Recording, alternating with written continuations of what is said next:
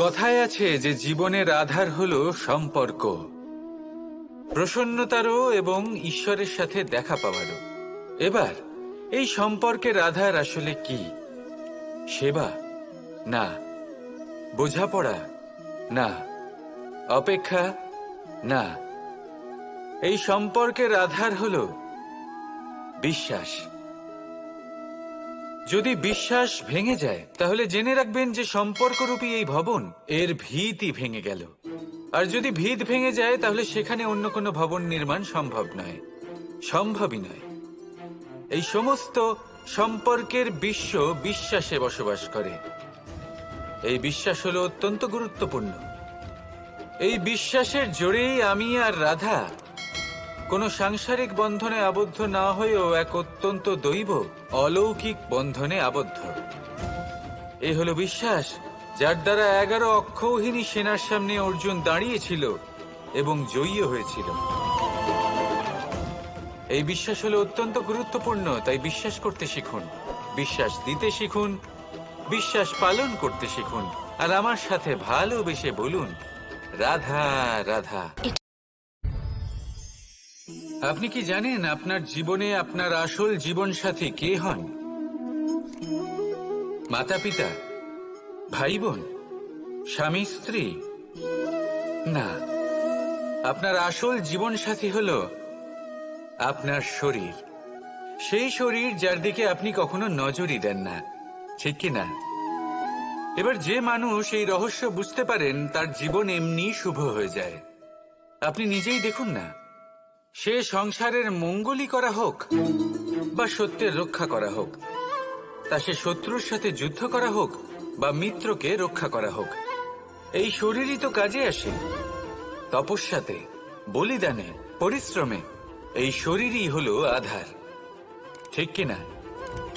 তাই আমাদের কর্তব্য হলো যে আমরা যেন নিজের শরীরের যত্ন নিই। আমরা কি খাই, আমাদের কি খাওয়া উচিত, এটা যেন বুঝি।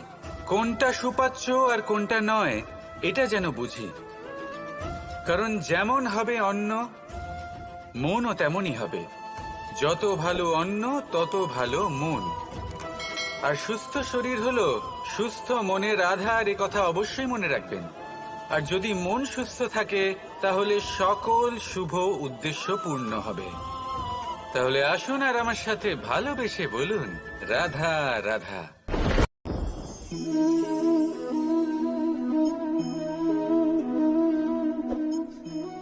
মুক্ত। এই মুক্তই সবাইকে মোহিত করে দেয়, নিজের দিকে আকর্ষিত করে। অত্যন্ত সুন্দর, গোল, শুভ্র। মুক্ত দ্বারা নির্মিত আভূষণ, তা হয়তো সে মুকুটই হোক বা কোনো স্ত্রীর অলংকার, তাকে আরো সুন্দর করে তোলে, তাকে আরো সুন্দর দেখতে লাগে। এবার এই মুক্তকে এত সুন্দর দেখার জন্য কত কষ্ট সহ্য করতে হয় তা কি কখনো আপনি ভেবেছেন?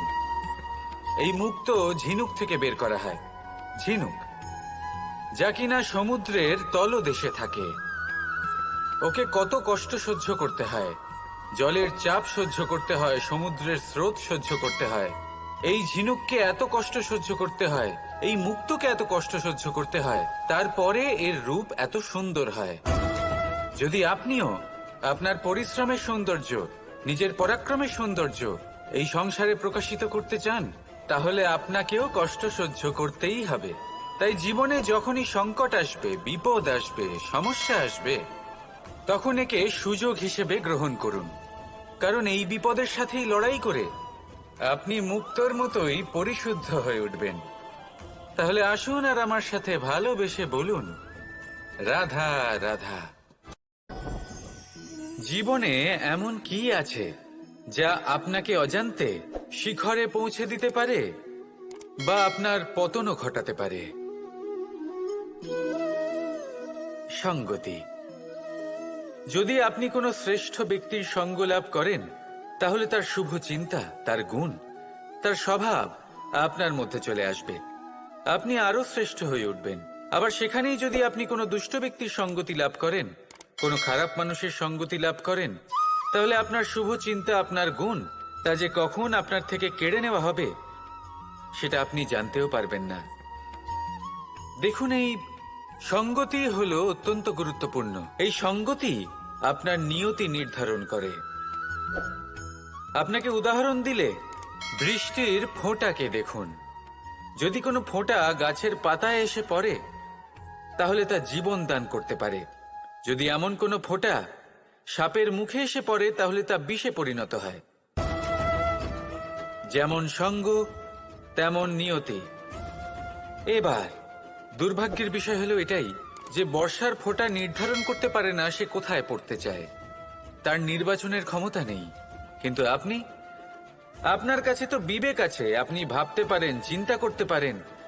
তাহলে আপনি ভাবুন, আপনি কি এমন সঙ্গ চান যা শ্রেষ্ঠ, নাকি এমন সঙ্গ চান যা অশুভ? নির্বাচন আপনারই। শ্রেষ্ঠ সঙ্গ বাছুন আর আমার সাথে ভালোবেসে বলুন, রাধা রাধা।